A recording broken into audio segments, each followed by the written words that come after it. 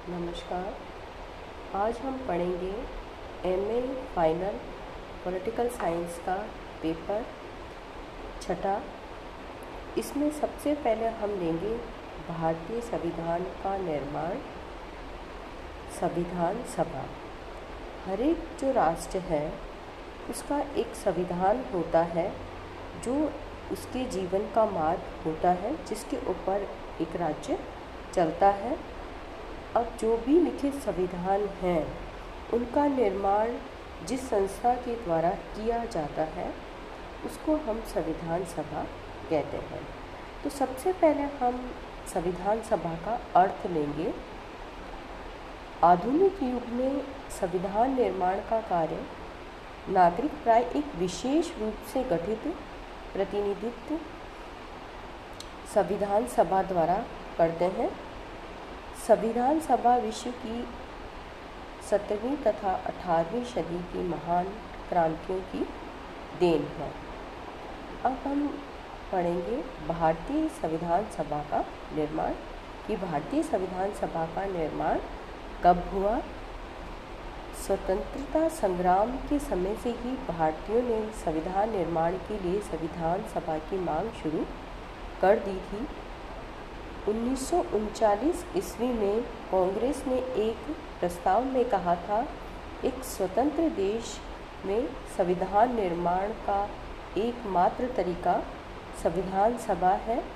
सिर्फ जनतंत्र और स्वतंत्रता में विश्वास नहीं रखने वाले भी इसका विरोध नहीं कर सकते।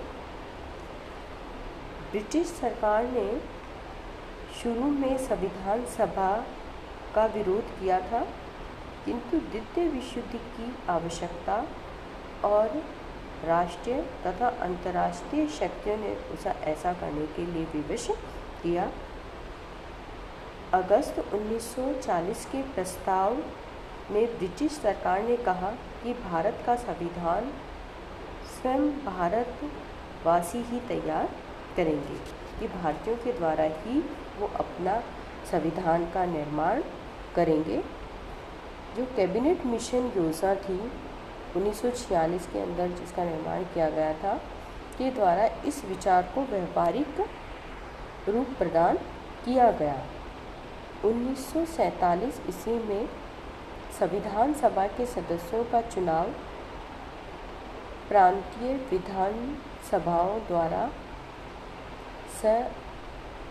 अनुपाती प्रतिनिधित्व प्रणाली के आधार पर हुआ और इसमें कांग्रेस के 205, मुस्लिम लीग के 73 तथा 18 स्वतंत्र उम्मीदवार संविधान सभा के सदस्य निर्वाचित हुए।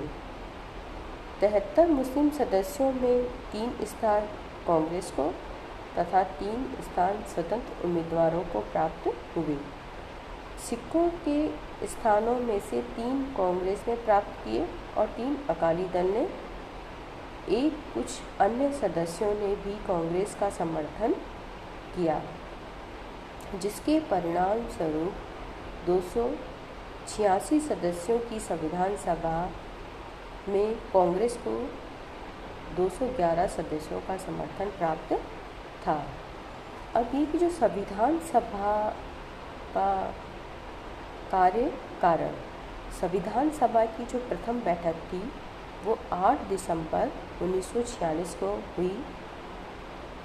पहले इसके अस्थायी अध्यक्ष बने सच्चिदानंद सिन्हा, बाद में डॉक्टर राजेंद्र प्रसाद को स्थायी अध्यक्ष निर्वाचित किया गया।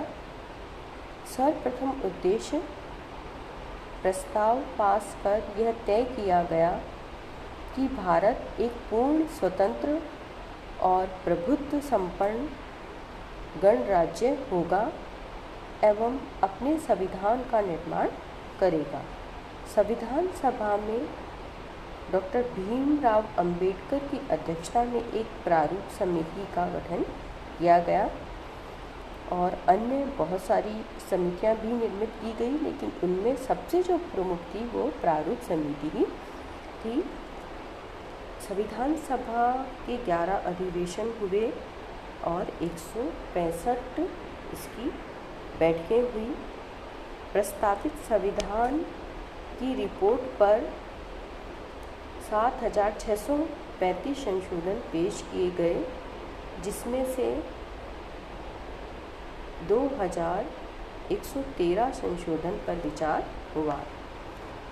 संविधान सभा को अपना काम पूर्ण करने में 2 वर्ष 11 महीने और 18 दिन का समय लगा। 26 नवंबर 1949 को संविधान को पारित घोषित किया गया।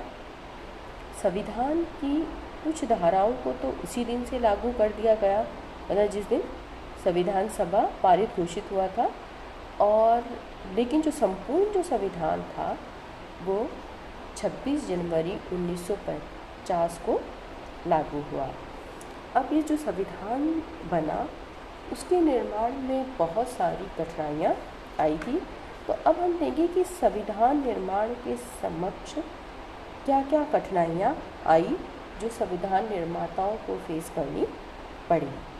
पहली जो समस्या थी भारत की जनसंख्या की विशालता, क्योंकि भारत की जनसंख्या बहुत अधिक थी, बहुत जाति, धर्म और संस्कृति के यहाँ पे लोग थे, इसलिए उस अनेकता में एकता स्थापित करना संविधान निर्माताओं के समक्ष एक बहुत बड़ी चुनौती थी कि किस तरीके से उन सबको संतुष्ट किया जाए। दूसरी जो समस्या थी वो थी सांप्रदायिकता की समस्या। अब ये कि जब भारत की स्वतंत्रता दी गई तो भारत का विभाजन किया गया था, तो भारत के साथ साथ पाकिस्तान के निर्माण ने प्रशासनिक तथा सुरक्षा संबंधित कठिनाइयाँ पैदा की। उनको भी संविधान निर्माताओं को सामना करना पड़ा। तीसरा है देशी जो राज्य थे उनकी समस्या, क्योंकि भारत के अंदर बहुत सारी देशी रियासतें थी। अब उनका एकीकरण किस तरीके से किया जाए, ये भी एक समस्या संविधान निर्माताओं के समक्ष थी। चौथी जो समस्या थी अनुसूचित आदिम जाति, पिछड़ा वर्ग तथा अनुसूचित क्षेत्रों के शासन की समस्या, कि भारत के अंदर अनुसूचित जाति, अनुसूचित जनजाति में पिछड़ा जो वर्ग था कि उनके किस तरीके से उनको भी संरक्षण दिया जाए, उनको भी महत्व दिया जाए, उसका भी ध्यान रखना संविधान निर्माताओं के समक्ष बहुत बड़ी चुनौती थी। अब ये कि जो संविधान सभा का निर्माण किया गया उसकी बहुत सारे विद्वानों के द्वारा आलोचना की गई, या बहुत सारे लोगों के द्वारा आलोचना की गई। उसमें पहली आलोचना ये थी कि यह सच्ची प्रतिनिधित्व सभा नहीं कहा गया, कि ये एक जनता की जो प्रतिनिधि सभा होती है जिसमें जनता अपने प्रतिनिधियों को चुनती है, तो उस वे में ये एक प्रतिनिधित्व संस्था नहीं थी, क्योंकि जनता के द्वारा उसके सदस्यों को नहीं चुना गया था। दूसरी जो आलोचना की जाती है कि सभा में कांग्रेस दल का एकाधिकार था, कि कांग्रेस के जो सदस्य थे वो ही इसके अंदर ज़्यादा थे। तो उस समय एक कांग्रेस जो पार्टी ही थी जो कि जनता का प्रतिनिधित्व करती थी, इसलिए स्वाभाविक था कि कांग्रेस के सदस्य ही ज़्यादा होते। तीसरा जो इसकी आलोचना की जाती है, संविधान को लोकप्रियता प्राप्त नहीं थी, कि मतलब कि जनता का समर्थन इसे प्राप्त नहीं था, या जनता का विचार इसमें नहीं जाना गया। लेकिन इसके बावजूद भी हम ये मानकर चलते हैं कि अगर जनमत संग्रह कराया जाता तो भी वही परिणाम आते, क्योंकि उस वक्त इसमें कांग्रेस के सदस्य थे, उनका एकाधिकार था। अगर और कांग्रेस ही एक जनता की प्रतिनिधि दल था, तो इसलिए कैसे उसके द्वारा ही इसका निर्माण किया गया। तो इसलिए ये कहा जा सकता है कि इसमें जनता का समर्थन एक तरीके से प्राप्त था, क्योंकि इसमें कांग्रेस का एकाधिकार था।